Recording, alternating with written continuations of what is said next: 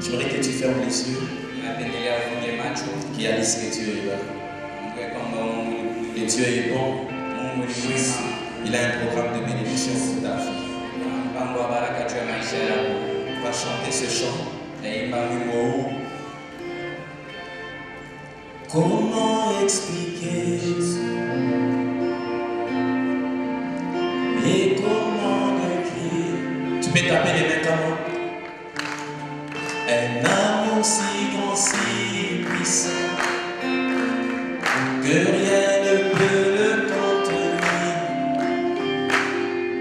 Tu sais mes espoirs, tu sais mes espoirs. Seigneur, tu sais mes craintes. Et mes mots sont bien trop petits pour dire tout l'amour que j'ai pour toi. Alors entends mon cœur, mon esprit qui te loue. Oh, dans le chant d'amour, d'un enfant racheté. Je prendrai mes faibles mots pour te dire quel Dieu merveilleux tu es. Je ne pourrais pas te dire combien je t'aime. Alors entends mon cœur. Encore une fois. Alors entends mon cœur. Mon esprit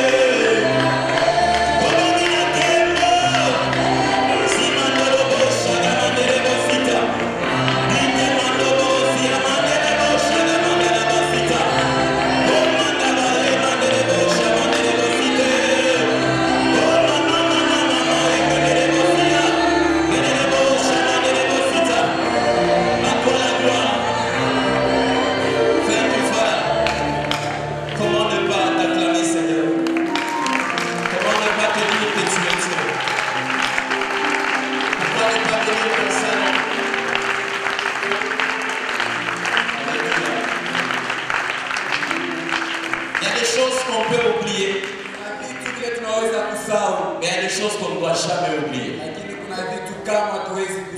Comme l'œuvre de la croix. On ne peut jamais oublier ce qu'il a fait pour nous à la croix. Un grand merci à Papa qui a voulu à ce que nous puissions parler encore cet après-midi. Merci Papa. Depuis le matin, lundi, mardi, mercredi, et nous voulons faire la synthèse de nos 3 interventions. Pensez que nous avons tiré de la prédication du dimanche, richement béni, et nous avons saisi ça en 3 axes. La première des choses, c'est la puissance de la compréhension. La deuxième des choses, la crise d'identité. Et la troisième des choses, la paternité divine. La puissance de la compréhension, la crise d'identité et la paternité de Dieu. La puissance de la compréhension est le point de départ dans la marche de tout chrétien. Tout celui qui vit un déclic dans sa marche chrétienne subit le toucher du Saint-Esprit qui lui permet de comprendre comment les choses se passent. Et on ne peut jamais dissocier la compréhension de deux concepts. Dieu et la foi. Dieu est tout ce dont tu as besoin pour que tous tes besoins soient satisfaits. Dieu est celui dont tu as besoin pour que tous tes besoins soient satisfaits. La foi est ce que Dieu exige pour agir en ta faveur. La compréhension est ce que la foi exige pour qu'elle soit vivante. Dieu, la foi, la compréhension. Et dans la prédication, plusieurs fois on nous a dit, je tournais en rond dans les inquiétudes. Les uns venaient avec leur père. Je me posais la question, qu'est-ce qui ne va pas dans ma vie? Triste, abattu par les événements. Mais le jour où j'ai compris que Dieu c'est mon père, l'histoire de ma vie a changé. Paul dit ceci dans Romains 12. Chapitre 1er, verset 1er à 2. J'aime comment c'est dit dans français courant. Frère, puisque Dieu a ainsi manifesté sa bonté pour nous, je vous exhorte à vous offrir vous-même en sacrifice vivant, réservé à Dieu et qui lui est agréable. C'est là le véritable culte que vous lui devez. Verset 2. Ne vous conformez pas aux habitudes de ce monde, mais laissez Dieu vous transformer et vous donner une intelligence nouvelle. C'est comme si on posait la question pourquoi.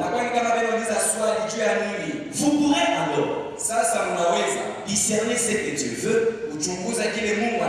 Vous pourrez alors comprendre ce que Dieu veut, ce qui est bien, ce qui lui est agréable et ce qui est parfait. Il dit, ne vous conformez pas aux habitudes de ce monde, mais laissez Dieu vous transformer et vous donner une intelligence nouvelle. Vous pourrez alors comprendre. Vous pourrez alors discerner. L'outil que Dieu utilise pour renouveler notre intelligence, c'est sa parole. Quand un chrétien n'a pas la compréhension de la parole, il ne peut pas marcher sur la même perspective que Dieu. Le premier niveau de la croissance dans la marche chrétienne commence par l'acquisition des connaissances. Et le deuxième niveau, c'est la perspective.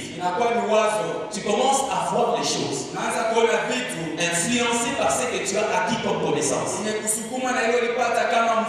Et s'il y a une des premières choses que chacun d'entre nous doit mettre au-dedans de lui, c'est la position nouvelle qu'il occupe en Jésus-Christ. Tu n'es pas un étranger, mais tu es un fils de la maison. J'aimerais que tu dises avec moi, je suis un fils de la maison. Come on, frappe même la poitrine, dis-le, je suis un fils de la maison. Parce que quand tu ne comprends pas cela, il y a un problème dans ta vie. L'accès à la compréhension, elle est du domaine de l'esprit.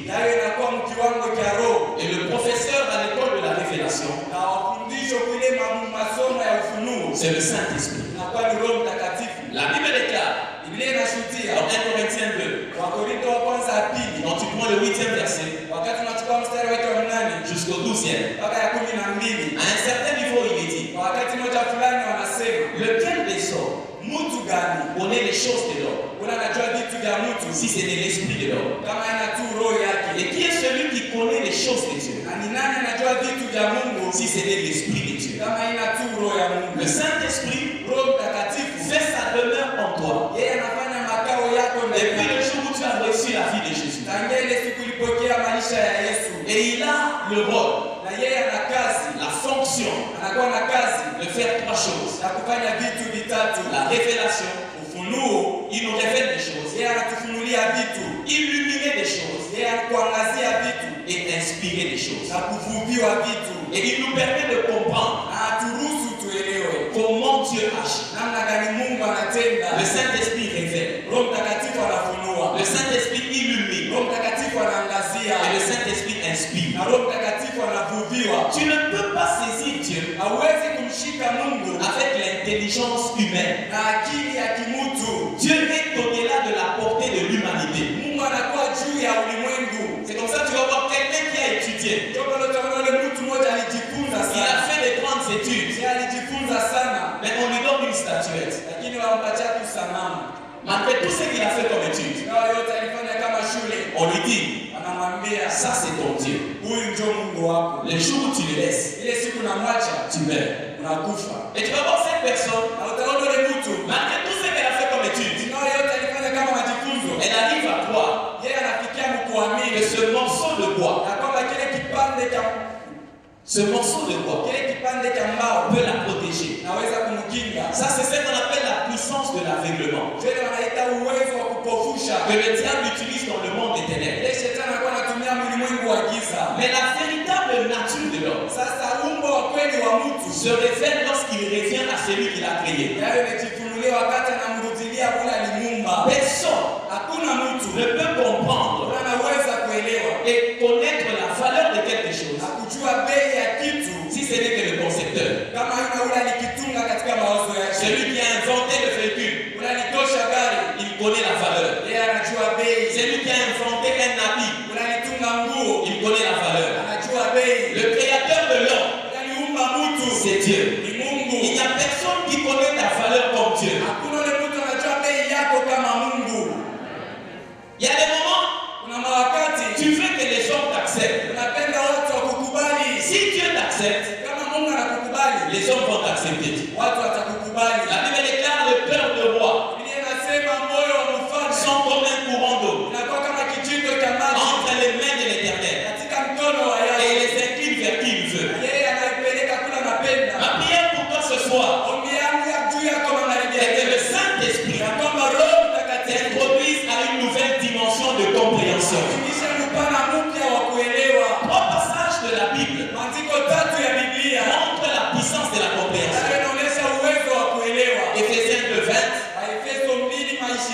Psaume chapitre 11 verset 3, et puis Proverbe 10 verset 25. La Bible dit dans Éphésiens 2, nous avons été établis, bâtis sur le fondement, sur la compréhension, les apôtres et les prophètes, pour dire que la base de la vie de tout homme en Dieu, la fondation de tout enfant de Dieu, est fonction de sa compréhension de Dieu. On ne peut pas avoir les mêmes résultats si on n'a pas la même compréhension. C'est comme ça, tout le monde vient au culte, mais tout le monde n'a pas les mêmes résultats. La compréhension crée la démarcation. Fondation. Et c'est comme ça que Psaume maintenant dit, lorsque les fondements sont renversés,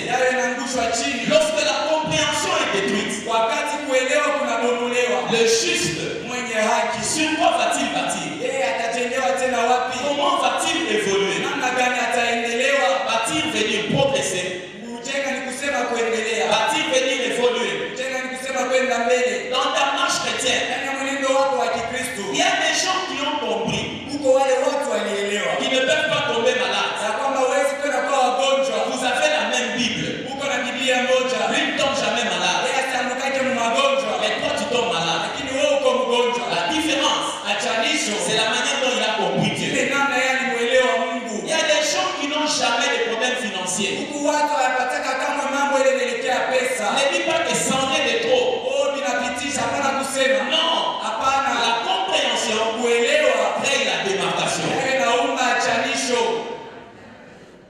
Alléluia.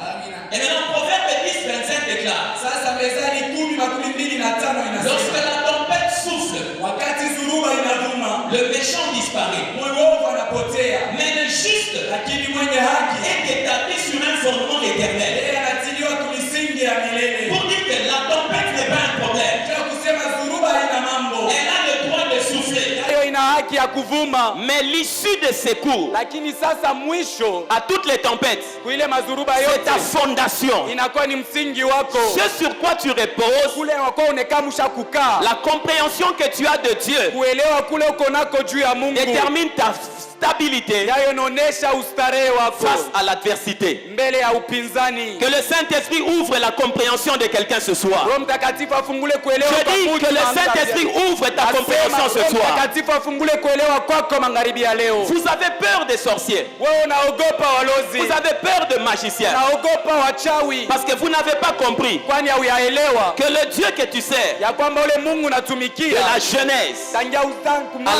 l'Apocalypse, mpaka kuufunuo. Dieu n'a jamais perdu un combat. Mungu asiyapoteshaka vita. Ce n'est pas avec toi qu'il va inaugurer l'échec. Haina pamoja na wewe atanza kushindwa. Comme il est Dieu, Vile eko Mungu avec toi, pamoja il nawe va confirmer qu'il est Dieu. atahakikisha ya kwamba eko Mungu. La puissance de la compréhension. Uwezo wa kuelewa.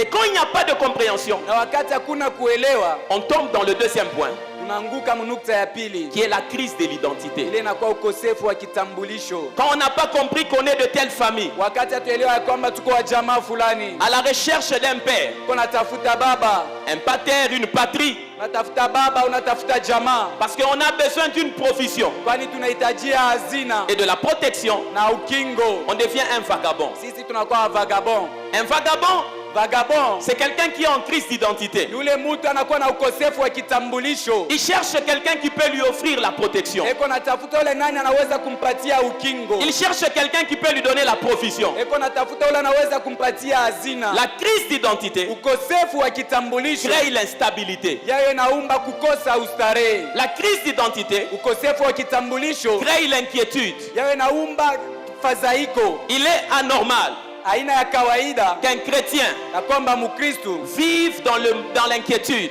aishi katika mafadhaiko. La Bible déclare Biblia inashuhudia dans Philippiens 4, 6 à 7, Mwafilipo 4:6 mpaka 7. dans Philippiens 4, Mwafilipo 4:6 6 à 7, mpaka 7. ne vous inquiétez de rien, Msifadhaike juu ya kitu, mais en toute chose, lakini katika kila jambo faites part de tous vos soucis upate kumuonesha mauzuni yenu à Dieu kwa Mungu par des prières de supplication kupitia maombi ya kumsihi et des actions de grâce. na matendo ya Et shukrani. la Bible ajoute, Na Biblia inaongeza et la paix na salama qui surpasse toute chose ile inapita vitu vyote gardera vos cœurs. itachunga mioyo yenu. Le et qui est utilisé là-bas, Ile manatumia pale c'est une conjonction de coordination inakuwa ni ile conjonction ya kuchanga vitu, qui veut dire kusema que la seconde action ya kwamba ile inafuata tendo est la conséquence de la première. yayo inakuwa matokeo ya kwanza. En d'autres termes, Mkusema si tu veux vivre dans la paix, kama unapenda kuishi katika salama, ramène tes inquiétudes à Dieu. wewe leta mafadhaiko yako kwa Mungu.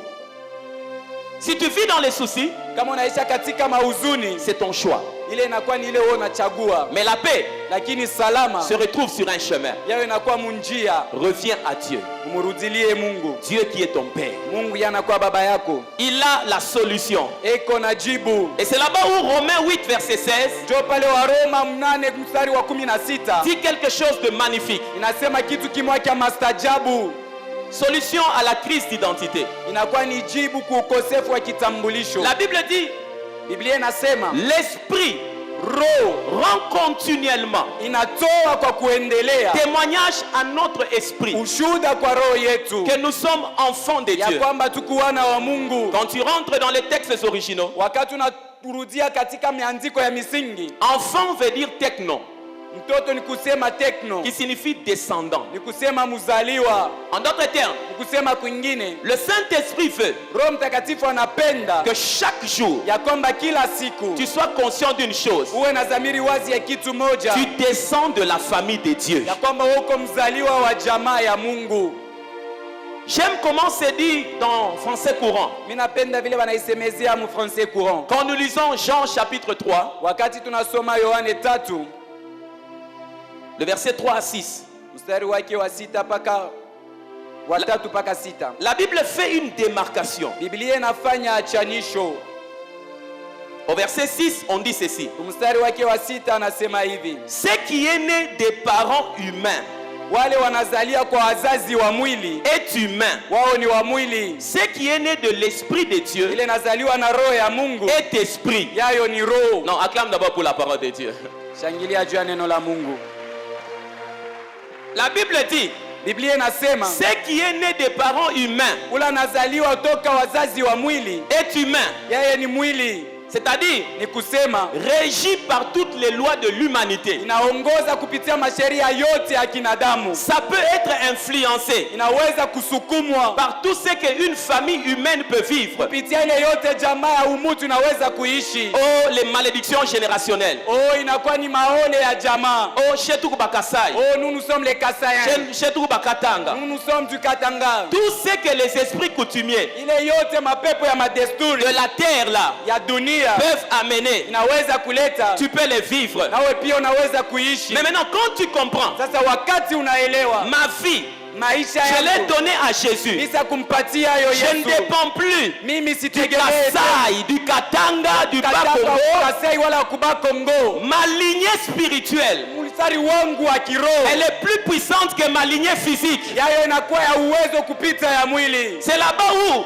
Pale je ne peux pas me retrouver dans une réunion d'association tribale. mimi siwezi kujikuta katika mkusanyiko ya Oh, les ressortissants. Oh, bale balitokea. Vous êtes partis. Na wewe unenda. Ce qui est né de la chair Ile nazaliwa na mwili et de la terre. yayo ni hapa dunia. Moi, je suis d'en haut. Mimi niko wa juu. Je viens dans les réunions des hommes d'en haut. Mimi nakuwa mkusanyiko ya watu wa juu. Que les hommes d'en haut me donnent un amen. Amina. Quand tu comprends cela, Wakati unaelewa hayo, il peut se faire inaweza kufanyika que dans ta famille, personne ne se marie. ya kwamba ndani ya jamaa yako hakuna ula naolewa. Parce qu'il y a les lois liées à l'humanité. Kwani kuna masheria kwamba Mais tena na quand toi tu ulimwengu. donnes ta vie à Jésus, Na wakati unapeleka maisha yako kwa Yesu, toi tu vas te marier wewe utaolewa. parce que tu es programmé à partir d'en haut. Kwani ushopangiwa toka mbingu. Et la Bible ajoute, Na Biblia inaongeza cet homme qui est né de l'esprit, huyu mtu anazaliwa kwa roho. on ne sait ni d'où il vient. Hatujue ni wapi anatoka. C'est-à-dire son origine n'est pas contrôlée. Sema chanzo yake hakuna mtu anaweza Ni où il kuangalia. va. Na ni wapi On anaenda. ne peut pas le programmer. Hatuwezi De kumupanga. la même manière, Ile namna on moja ne peut pas moja. saisir le vent. Hatuwezi kuguza upepo. Un enfant de Dieu est un mystère. Mtoto wa Mungu ni fumbo. C'est comme ça dans la réunion de la sorcellerie. Ndio maana ndani ya mkusanyiko ya walozi On dit on l'a cherché, sisi tulimutafuta on l'a pas trouvé. kina tukumupate. Oui, vous ne m'avez pas trouvé Ndio hamkunipate. parce que Kwani je suis assis mimi mishakukaa en Jésus ndani ya Yesu. qui est assis Yeye ashakukaa à la droite du Père. mkono wa kuume wa Mungu. Tu es un mystère. Wewe uko fumbo. Tu es un mystère. Uko siri. Tu es un mystère. Uko fumbo. Toi et Dieu vous formez une équipe imbattable. Wewe na Mungu mnafanya timu ila hawezi kuwina. Ce qui est né de la chair Ile nazaliwa na mwili et de la chair. yayo ni ya mwili. Frère, Nduku, si tu participais à des réunions tribales, kama ulikuwa ukiingia makusanyiko ya ce soir, makabila, lorsque tu rentres, prends le téléphone. magharibi ya leo wakati unarudia beba simu. Dis-leur, je ne viendrai plus Sema sitarudi yako tena parce que je suis d'en haut. kwani niko wa juu. Ma vie a changé. Maisha yangu inabadilika. Le Corinthiens 5, verset 17 dit, Wakorinto 5 mstari si wa quelqu'un est 17. en Christ, Kama mtu yuko il katika est une Kristo, nouvelle yeye créature. ni kiumbe kipya. Voici, Tazama, toutes les choses anciennes sont passées. vitu vyote vya zamani vinapita. Un esprit ne tombe pas malade. Roho haiwezi kuanguka mgonjwa. Il y a des choses que nous avons acceptées Kuko vitu vile tulikubali parce que la science nous a programmés. kwani maarifa yao ilitupanga. On nous a tellement dit des choses. Walituambia vitu Comme vous êtes dans un environnement, muko katika mazingira dans une zone endémique, katika mazingira Ça peut se faire. Inaweza kufanyika. Mais maintenant, quand tu commences à lire la Bible, Na wakati unaanza kusoma Biblia. j'ai aimé la dernière fois on priait avec papa. Minapenda ile mara mwisho tuliomba na baba. Dans la réunion avec tous ceux qui participent à la table du Seigneur. Katika mkusano ya wale wote wanashughulikia. J'aimais quand il a dit, imaginez-vous que Jésus s'est fait perfuser pendant qu'on l'attendait. Minapenda wakati alisema Yesu anafanya bamweke mai wakati walikuwa na mchunga. Nous mangeons le corps Sisi tunakula mwili de celui qui n'est jamais tombé malade. ya ule kamwe asiyakuyaka mgonjwa. Nous mangeons le corps Tunakula mwili de celui qui n'a jamais péché. ya ule asiyatendaka zambi. En d'autres termes, Mkusema kwingine, le corps mwili doit nous communiquer sa nature. inapaswa kutupatia umbo wake. Il est normal Yayo ni ya kawaida. qu'à l'issue du repas de la table du Seigneur, Kisha kuza kumeza ya Bwana que le maladif ya kwamba wagonjwa devienne guéri. wao waponeshwe. Il est normal Yayo ni ya kawaida que celui qui tombait dans le péché, ya kwamba yule alikuwa ananguka katika dhambi, quand il commence à participer à la table, wakati anaanza kushughulikia il kumeza, reçoit l'endurance, la capacité de la sainteté. anachukua nguvu na nguvu ya utakatifu. C'est pour cela qu'on parle du repas miraculeux. Ndio pale wanasema kuhusu chakula ya majabu. Un homme de l'esprit Mtu wa roho a une patrie. yeye kona jamaa, Je suis d'en haut. miko wa juu. Et la troisième des choses, Na kitu kia tatu c'est comprendre la paternité de Dieu. ni kuelewa ubaba wa Mungu. Quand tu regardes les vagabonds, Wakati unaangalia wa vagabond, ils vivent tellement d'instabilité. wao wanaishi katika kukosa ustarehe. Ils se battent pour vivre. Wao wanakuwa wanajipiganisha ili wapate kuishi. Quand il se réveille, Wakati anaamuka il ne sait pas comment il va faire. asijue ni nini atafanya. Et il y a des vagabonds qui ont développé des choses. Huko wa vagabond wale walichunguza vitu. Peut-être ici, vous ne les avez jamais croisés. Saa zingine huko amuyakutanaka nabo. Mais un vagabond quinois, Lakini vagabond huko Kinshasa, il sait qu'il vit dans la route. yeye anajua si anaishi katika njia. Il suffit qu'il croise quelqu'un. Inabidi tu akutane na mtu. Viens, Kubwa, Yondoza Likolo, wenjo kwa yulu, aux prêtres. wenjo ku pretre. Tout donc, ça rien. Aba bengine ni bule ni Quand il est en train de parler, wakati yuko nasema, il cherche la provision. yeye yuko tafuta hazina. Il cherche la provision. Anatafuta hazina. Mais nous, Lakini sisi, Jésus a dit, Yesu alisema, maudit soit l'homme alainiwe mtu qui se confie en l'homme. ula anatumainia mtu. Et il a dit, Na alisema, lorsque vous priez, wakati munaomba, dites, museme, notre Père Baba yetu qui est aux cieux. aliye mbinguni. Abba veut dire source. Aba ni kusema chanzo. Source. Chanzo. Une source qui ne tarira Ile jamais. chanzo kama haiwezi kukauka. Une source qui n'est pas liée à l'économie. Ile chanzo yambatane na uchumi. Dieu ne nous bénit pas en fonction de nos familles. Mungu asitubariki kufatana na majamaa yetu. Dieu ne nous bénit pas en fonction de notre âge. Mungu asitubariki kufatana na miaka yetu. Dieu Mungu nous bénit en fonction de sa provision. anatubariki kufatana na hazina Voilà yake. pourquoi la Bible déclare, Ndio kwa maana Biblia inashuhudia, aussi mon Dieu na Mungu wangu pourvoira à tous vos besoins. yeye atatayarisha kwa mahitaji yenu yote. Quand on dit tout, Wakati wanasema yote c'est tout. ni Les yote, besoins financiers, munakuwa mahitaji ya pesa, il pourvoira. yeye Les atatayarisha. besoins physiques, Mahitaji ya il mwili, yeye pourvoira. Les atatayarisha. besoins matériels. Mahitaji ya vitu vya Il kuishi, pourvoira. yeye Et atatayarisha. puis on ajoute, Na kisha wanaongeza selon sa toute richesse. kufatana na mali yake yote. On n'a pas dit selon ta poche. Hawakusema kufatana na mifuko yako. Si tu étais inquiet, Kama wewe ulikuwa mwenye ce kufadhaika, soir divorce avec l'inquiétude au nom de Jésus. usitenganishe na mafadhaiko mjina la Yesu. Et la troisième des choses, c'est de comprendre la paternité de Dieu. Ya tatu ni kuelewa ubaba wa Mungu. J'aime commenter ce que la Bible Mimi napenda vile Biblia utilise inakuwa natumia Israël Israeli et Dieu comme Père. na Mungu kama baba. Quand nous sommes dans Jérémie 31, Wakati tukumu Yeremia 31, la Bible donne des mots capitaux. Biblia inatuleta mitamko ya muhimu. Dans Jérémie 31, le verset 9, la Bible dit ceci. Biblia inasema hivi, Ils arrivent en pleurant wanakuwa mukulia et en suppliant. na mukusi. et je les accompagne. na mimi nawaongoza. Je vais les conduire à des ruisseaux pleins d'eau. Mitaongoza kuvizito vinyakuwa bien anajaa na maji. Par un chemin facile, Kwa njia mwepesi, sans obstacle, bila kizuizo, qui les fasse trébucher. ili ipate kuwafanya waanguke. Car Kwani je suis comme un père niko kama baba pour Israël. juu ya Et Israeli, c'est Ephraim qui est mon fils aîné. na ni Efraimu mzaliwa wangu wa kwanza. Aide-moi à acclamer papa. Ah. La Bible dit, Biblia inasema ils arrivent en pleurant wanafika mkulia et en suppliant. na mkusi. Il y a des moments dans la vie, Kama wakati katika maisha, les combats, mavita, l'adversité upinzani peut faire à ce que tu viennes inaweza kufanya kwamba ukuje en train de pleurer. uko nalia, Mais il faut que tu amènes tes larmes à la bonne adresse. lakini napeleka ulete machozi yako kwa anwani mzuri. Eux, ils ne sont pas partis chercher un sacrificateur. Wao kwende kutafuta Ils ne mkoani, sont pas partis chercher un homme. akwende kutafuta binadamu, Mais ils sont allés vers le Père des Pères. lakini walienda juu ya baba wa baba. Il s'appelle Elohim. Jina lake Il Elohim, s'appelle Sabaoth. jina lake Il Sabaothi, s'appelle El jina Shaddai. lake El Shaddai. La Bible dit, Biblia inasema quand ils viennent, wakati wanakuja, j'ai compris qu'ils pleurent. mimi nielewa ya kwamba J'ai wanalia, compris qu'ils supplient. mimi nalia nilikoa kwamba wanakuwa na si. Maintenant, Sasa je les accompagne na wakongoza par un autre chemin kupita jina ingine, où ils ne vont plus pleurer, kula watalia tena, où ils ne vont plus rencontrer des obstacles. kula watakutana tena na vizuizo. Il peut se faire Inaweza kufanyika que tu es allé chercher de l'emploi, kwamba ulienda kutafuta kazi, tu as pleuré. ulilia, Mais quand tu viens à Dieu na wakati unamrudilia Mungu avec le même problème, na ile mambo moja il moja, s'arrange yeye pour anajitengeneza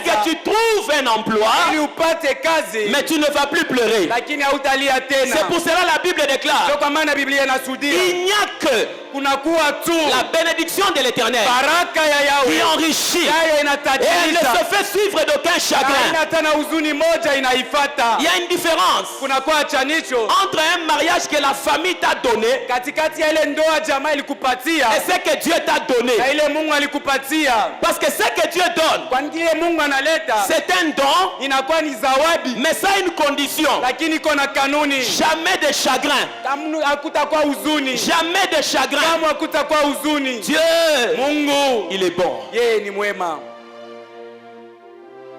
Ils viennent en pleurant. Wanakuja mkulia, Et s'il y a une chose qu'il faut retenir de Dieu, na kama kuna kitu kile tunapasha kushika kwa Mungu, la manière dont les philosophes définissent Dieu, namna gani watu wa kuwaza sana wanamfasiria Mungu, tend à détériorer l'image de Dieu. juu ya kuharibisha picha ya Mungu. Il y a des fois quand vous lisez certains livres, Wakati ingine, wakati unasoma vitabu vingine, la manière dont on définit Dieu, ile namna wanakuwa wanamfasiria Mungu, un homme assis sur un trône, mtu mmoja shakuikala paezi, en train de chercher à faire des jugements. yeko natafuta afanye mahukumu. Dans la relation entre nous et Dieu, Ndani ya uhusiano katika sisi na Mungu, il y a la compréhension de l'adoption. kuko ile kuelewa kwa kuchukuliwa kama mwana. Quand les hommes parlent de l'adoption, Wakati watu wanasema kuhusu kuchukuliwa kama mwana, moi comme je m'appelle Kaembe, mie vile jina yangu ni Kaembe, c'est-à-dire je peux prendre un enfant, ni kusema naweza kuchukua mtoto, je l'adopte.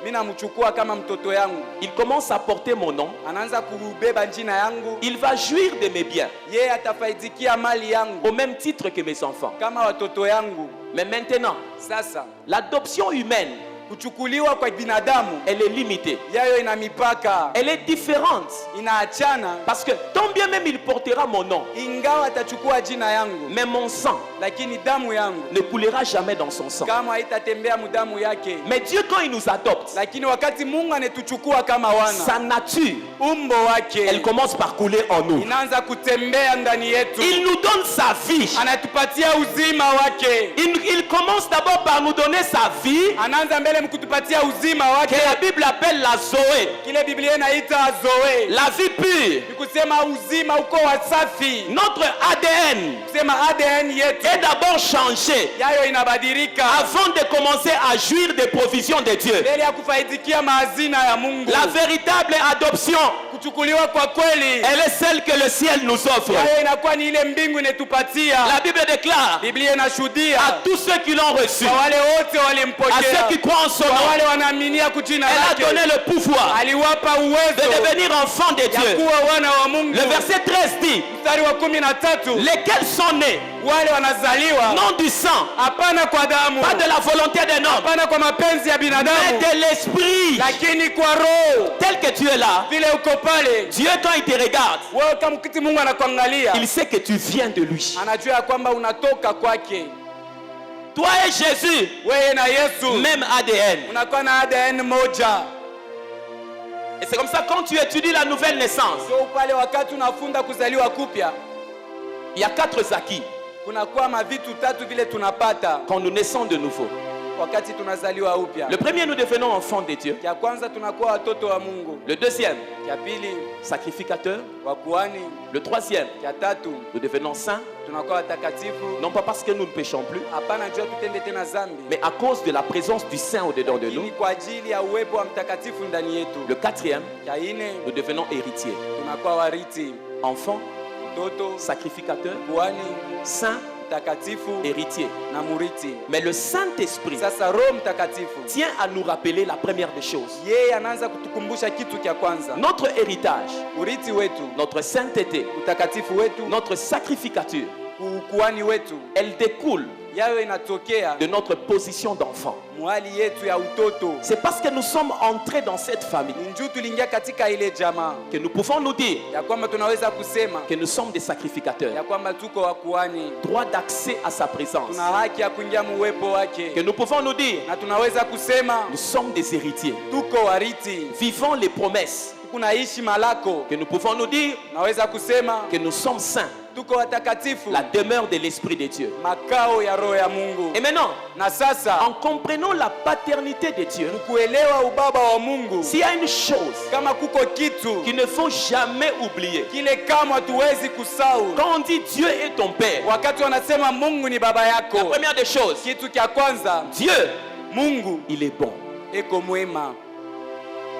La première des choses, Kitu cha kwanza, Dieu, Mungu il est bon. eko mwema. Dans les psaumes, on dit ceci. Ndani ya Zaburi banasema hivi, Psaume 103, Zaburi 103 le verset 11. mstari wake wa 11, La Bible dit, Biblia inasema, oh j'aime ça, ninapenda hiyo sana, sa bonté pour ses fidèles wema wake juu ya uaminifu wake monte aussi haut que le ciel au-dessus de la terre. yayo inakuwa napanda juu kama mbingu mbele ya dunia. C'est là-bas on dit bolamu na ye eleki ebele. Ndio pale wanasema wema wake unapita sana.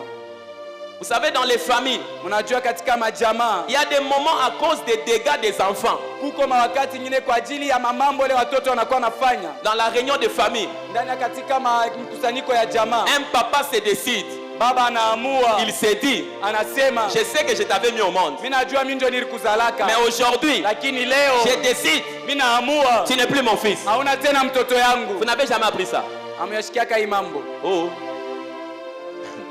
Mais Dieu, lakini Mungu, quel est le péché ni dhambi kani que tu peux faire ile unaweza kufanya que Dieu ne pourra pas effacer par le sang de Jésus? ile Mungu asiwezi kuvuta kupitia damu ya Yesu?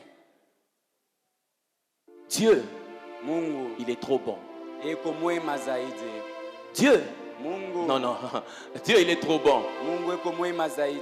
Quand tu regardes dans la Bible, Wakati unaangalia katika Biblia, il y a des gens que les lois avaient déclassés. kuko watu wale sheria iliwatupa pembeni, Des gens que la loi avait déclassés. wale watu sheria ilitupa pembeni, Mais la grâce lakini neema est venue les classer. yayo ilikuwa kuwapanga Des gens comme nous, watu kama sisi, qui n'étaient pas de la nation d'Israël. hatukuwa mu kabila ya Israeli. La Bible déclare dans Galates 3, Biblia inasema mu Wagalatia 3 13 à 14, 13 mpaka 14, Jésus Yesu nous a rachetés de la malédiction de la loi. yeye alitukomboa toka laana ya sheria, Parce qu'il est écrit, kwani imeandikwa, maudit est quiconque est pendu au bois. alainiwe yoyote anatindikwa kumuti. Pourquoi? Juu ya nini? Afin que nous, Ili sisi qui étions des païens, tulikuwa wapagano, pas de la nation d'Israël, hapana wa kabila ya Israeli, afin que nous, ili sisi nous puissions bénéficier tupate de la kufaidikia bénédiction d'Abraham ya baraka ya Ibrahimu et jouir de l'esprit. na kufaidikia roho. La loi nous avait déclassés, Sheria ilitutupa pembeni, mais Jésus est venu lakini Yesu alikuja afin de nous classer. ili apate kutupanga. Tu as droit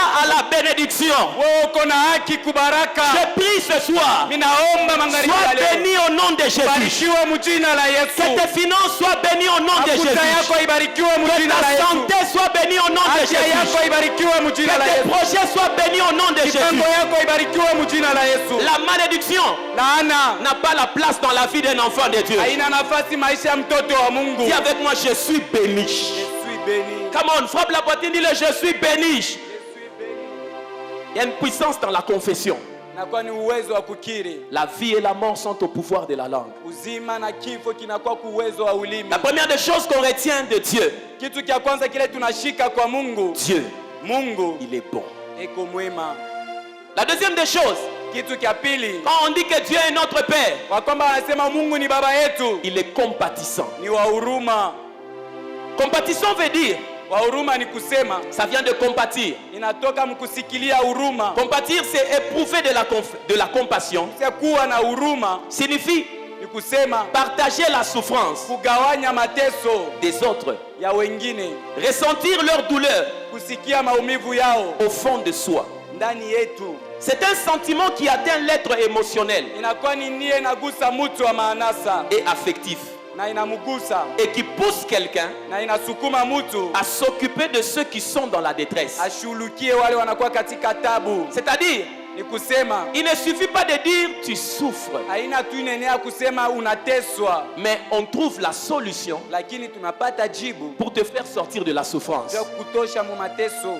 Quand tu regardes dans la Bible, Wakati unaangalia katika en Biblia, analysant les évangiles, mkuchunguza mainjili, la puissance de la compassion se révèle. uwezo wa huruma unakuwa unajifunulia Chaque fois que dans la Bible, kila mara katika Biblia. par exemple dans Matthieu 15:32, Saa zingine Mateo 15:32, la Bible dit Jésus regarde, Biblia inasema Yesu akatazama, il voit la foule des gens. anaona kundi ya watu. Comment cette foule a marché de journée. Namna gani hii umate ilitembea katika masiku. La Bible dit ému de compassion. Biblia inasema mwenye kujaza na huruma, Il se dit, akasema si je les renvoie affamés, kama anawarudisha na njaa, ils peuvent tomber en route. wanaweza kuanguka katika njia, La force peut leur manquer.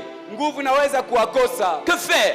Tafanya nini? Donnez-leur à manger. Wapatie chakula. Et c'est là-bas Ni pale où la puissance de la compassion ule uwezo wa huruma a déclenché un miracle. yawe litosha mujiza. Chaque fois que la compassion se manifeste, Kila mara huruma unaonekana, un miracle mujiza est moja prêt à venir. yawe iko tayari kuonekana. Dans le langage de Dieu, Ndani ya mitamko ya Mungu, lorsque tu souffres tellement wakati unateswa sana et que toutes les structures na ile maazli yote ne peuvent pas te venir en aide, haiwezi kwa kusaidia, c'est-à-dire ni kusema que la compassion de Dieu ya kusema huruma wa est en Mungu train de préparer un miracle pour toi. yawe kuna tayarisha mujiza juu yako. Quand le miracle s'opère, Wakati mujiza inatendeka, personne ne dira nous l'avons aidé, hakuna mtu alisema mimi mais tulimsaidia, tout le monde dira lakini watu wote watasema ça, hii c'est le doigt de Dieu. inakuwa ni kidoi cha Mungu. Et c'est comme ça la Bible déclare, Na njoo pale Biblia inashuhudia quelqu'un parmi vous souffre, mtu katikati yenu anateswa, il prie. aombe. Pourquoi il doit Juu prier? ya nini anapasha kuomba? Parce que la prière Kwani maombi active la compassion de Dieu. yawe inakuwa namweka Mungu katika huruma. La Bible déclare, oh toi qui écoutes la Biblia prière, inasema wewe unasikia maombi, tout le monde viendra à toi. watu wote watakuja kwako. La Bible dit Israël souffrait Biblia inasema Israeli ilikuwa katika mateso en Égypte, katika mais Misri, il criait. walianza kulalamika, Il criait. walianza kulalamika. Un jour le Père Siku moja baba a dit, alisema, j'ai vu mimi et naona j'ai entendu na nilisikia les cris malalamiko que les femmes poussaient les oppresseurs. ile inakuwa nafanya watu watesi wao La watosheke. prière ne pourrit jamais. Maombi haiozake kamwe. Il y a des choses que nous vivons aujourd'hui. Iko vitu vile tunakuwa naishi leo, Dieu est en train de payer nos arriérés de prières de 2000. Mungu anakuwa nalipa madeni yetu ya 2000 Il ya n'a même pas maombi. encore commencé pour 2016. Ashaanza tangu ya 2016. Si tu me combats pour les arriérés de 2000, Kama unakuwa unanipiganisha njoo ya ile madeni ya 2000. donc quand il va commencer à payer les factures de prières de 2015, Ataanza kulipa mafaktura ya 2016, 2016. les 21 jours,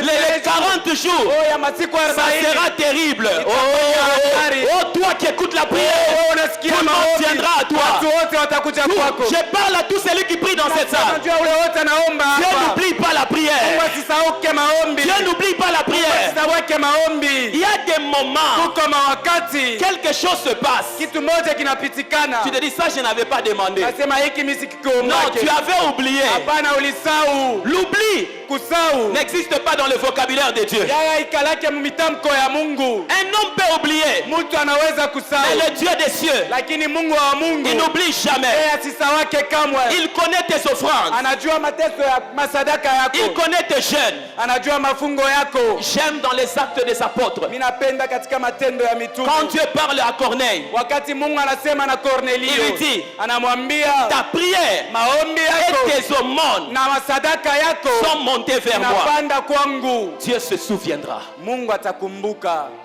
Dieu se souviendra. Mungu atakumbuka. J'ai dit Dieu se souviendra. Asema Mungu atakumbuka. Oh, j'ai dit Dieu se souviendra. Asema Mungu atakumbuka. Et la dernière des choses qu'il faut retenir de Dieu, Na kitu cha mwisho kile tunapaswa kuchukua kwa Mungu. Dieu il est fidèle. Mungu ni mwaminifu. Fidèle à sa parole. Mwaminifu kuneno lake. La Bible déclare, Biblia inashuhudia sa renommée s'est accrue kavumu kake kalikomea par l'accomplissement de ses kwa promesses. ajili ya kutimiza kwa mahaki yake. En lingala on dit, Mulingala wanasema Nzamba tikalaka na nyongwa moto te. Mungu ashibaki yake na ndeni ya muntu. Dieu, Mungu ce qu'il a promis, kila lilaka il va le faire. yeye atakitimiza. Même si le temps bouge, Hata kama mawakati il natingizika. est le maître des temps et des Yeye ni circonstances. mwalimu wa manyakati na Il majira. va s'arranger Yeye atajitengeneza pour que le temps travaille en ta faveur. ili wakati tumike kwa fadhili yako. Il maîtrise le soleil, Yeye anakuwa mwalimu wa il jua. maîtrise la Ni lune, mwalimu wa il mwezi. maîtrise les hommes, Ni mwalimu wa watu. il maîtrise le Ni diable, mwalimu wa il ibilisi. maîtrise les Ni démons. mwalimu wa mandemona. C'est pourquoi Sio kwa il maana a été souverainement yeye élevé. alinyanyuliwa Il lui a été juu. donné un nom Alimpatia qui est jina au-dessus de tous les na noms, kwa juu ya majina afin que yote. devant son nom, Mbele ya jina tout lake. genou fléchisse Goti lote dans lipite. les cieux, Mbinguni, sur la terre, duniani, dans ta famille, hata ndani ya jamaa et que yako. toute langue Na confesse ulimi wote ukiri Jésus, ya kwamba Yesu il est Seigneur. eko Bwana. Et Dieu vous bénisse. Mungu anibariki.